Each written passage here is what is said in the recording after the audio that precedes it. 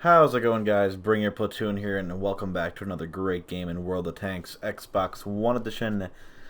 Today, I'm going to be driving in the Diamondback, aka also known on PC as the Turtle Mark 1 Tier 8 British Premium Tank Destroyer. This thing is amazeballs as far as DPM goes. I can't speak for console stats right now, but if you have everything on that you need to boost this thing's DPM, it reloads every 5.3, 5.4 seconds, and it deals, I'm just gonna look it up on tanks.gg just to get some sort of accurate representation of the tank. La-di-da. Turtle Mark 1, it's got a 105, well, is that 105 millimeters? No. Yes? Sure, why not? 105 millimeter gun, deals 330 on average damage every shot. You get 224 pen for the AP rounds, 253 premium APCR pen, and 54 millimeters of pen for the high explosive rounds. That deal 430 instead of 330 on average damage per penetration. The dispersion for this tank on console version of World of Tanks is, I believe, 0.36, same as what it's showing me on tanks.gg. I could be wrong there. The aim time is 1.9. One thing that I really do not like about this tank is that the shell velocity for the AP rounds and high explosive rounds are, well, they're terrible. 792 meters a second. Very, very slow rounds. They're basically both heat rounds. It's weird. APCR does fly almost at 1,000 meters per second, so that's good. But once again, you only have 253 premium pen, so dealing with tier 10s is kind of, it can be a little dicey. I'm not gonna lie. Using all your gun depression, you get around, I'm just gonna say, safely 285 millimeters of protection on all your frontal armor. If you angle even past that and you're like angling directly up a hill and facing the sky, you could probably bounce some premium rounds, but not reliably. If they have anything above 300 millimeters of penetration, they will reliably pen you despite you angling with your 10 degrees of gun depression. It sucks, I know, but there's really nothing you can do. This thing's also capable of side scraping mildly well. It's pretty decent at it.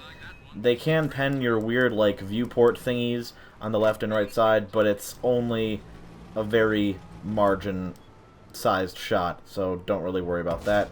But, yeah, it's an AT-15 that shoots for higher alpha, and it doesn't have a hatch on it. But it does have a lower plate that you can pen flat on, no angle, with 200 millimeters of pen.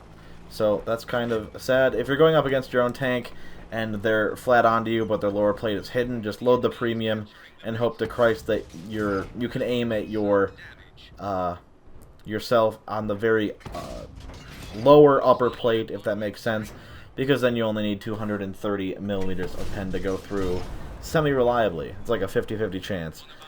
But yeah, this thing is a pain in the ass to drive, much like the Tortoise, except the Tortoise has a lot more DPM than this thing, but its top speed is only 20 kilometers an hour. Reverse speed is just as terrible at 10 kilometers an hour. You get 1,400 health, not bad. I lost a lot of health in that little exchange in the beginning there. View range is 370, fire chance is 20%. I wouldn't recommend putting on the premium consumable unless you really want that DPM to be the best it could possibly be. I'm going to dick over this Absolution, and this is going to be a hell of a game, folks. It's going to be a hell of a game in both the clutching sense and the damage sense, because I net myself over 5,600 damage combined in this game. And a lot of that is base damage. But yeah, I don't remember the number exactly, but I do remember that it was very palm-sweatingly stressful gameplay for myself, but you can absolutely dick people over with your DPM. It's quite hilarious. This M6 tank is going to be kind of the key to winning this side, because If I was alone here, I could very easily be outmaneuvered by a medium tank. My biggest concern was that enemy Diamondback, and of course, he's going to be on full health, because why the fuck wouldn't he be? And we're going to just go on a full frontal engagement. I try and go for the track pen shot. Unfortunately, it just nicks the frontal part of the tracks, and doesn't do any damage, because I did not penetrate his hull. He gets penned by the M6. The M6 is going to be some sort of help during this engagement. I don't think the M6 pens him at all. Yeah, he just keeps him tracked down, so that's pretty helpful, I guess. He misses me on that last shot. Pretty funny. He goes down because he gets flanked and over-aggressive in the side, but that's that. Then this one hit, Jagdpanzer IV, is going to also go down from the Churchill 7, who is, again, going to be an ally in this clutching, scary game.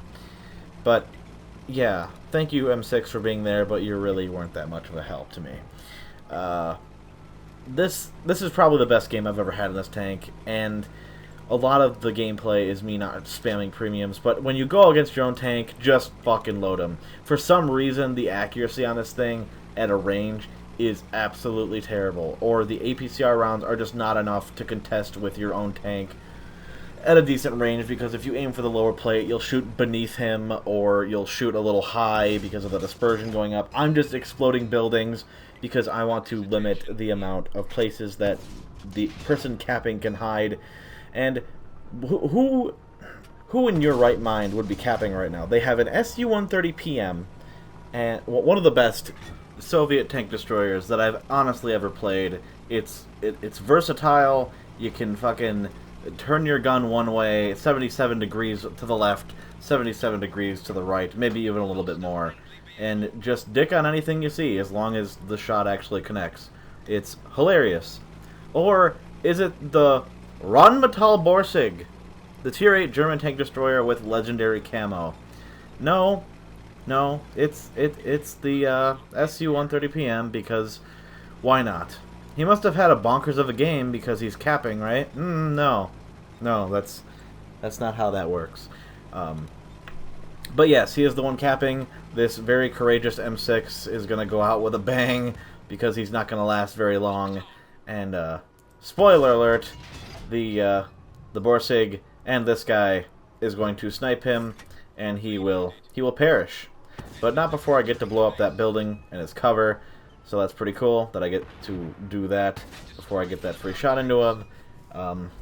But yeah, luckily I do finish off this guy because where I aim is just a fence and not a building, covering him even further. So very lucky there. Was very fortunate, one, that he couldn't outspot me, which is just hilarious in itself, and that it wasn't a building but a fence. So said that twice. That was pretty professional of me.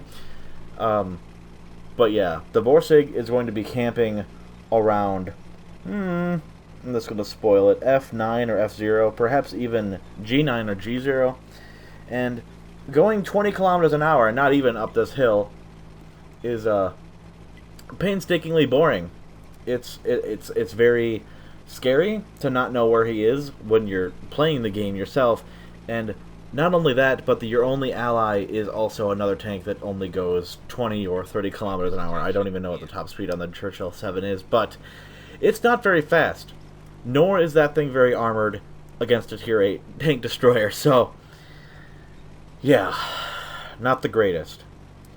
The Borsig, if it has a great crew, even if it doesn't have a great crew, it can outspot me, it can fire before I have a chance to take aim at it, and then hopefully, I'm guessing he's got a camo net, binoculars, and a gun rammer on, just to make that camo even more aidsy, because that's what I did when I was 3-marking it. But I'm imagining that since I haven't been detected yet, that he's over where I mentioned earlier, at G9 and G0. And my feeling is confirmed, or my suspicion is confirmed when I do get detected there. I'm worried about this guy getting one hit. Luckily, the Borsig fucking misses him by the skin of his teeth. I felt the wind on that shot. That's how fucking close that was. But luckily, I have enough distance between the Borsig and I where I can make myself undetected and make my way around to get just slightly closer to him. So when he fires, he reveals his location instead of just firing at me being detected and then maintaining invisibility for himself. So, yeah, I need to do this. It's just like, oh my god, the speed is fucking just horrendous. But I guess if there's anything great about this tank, in your own tier, it is a force to be reckoned with. A lot of people don't have the accuracy to deal with this tank. And even you really only need a slight slope to hide behind, and even using only a fraction of your gun depression, hiding your lower plate, it is still a bonkers of a threat because one, the DPM, and two, the no frontal weaknesses other than the kind of gushy lower plate, unlike the AT-15. Or is it the same? I'm gonna check that really quick because that shit kind of bothers me. Okay, AT-15. What's the lower plate on the AT-15? Yeah, lower plate on the AT-15 is significantly better. It's either an auto ricochet or it's 230 millimeters of protection.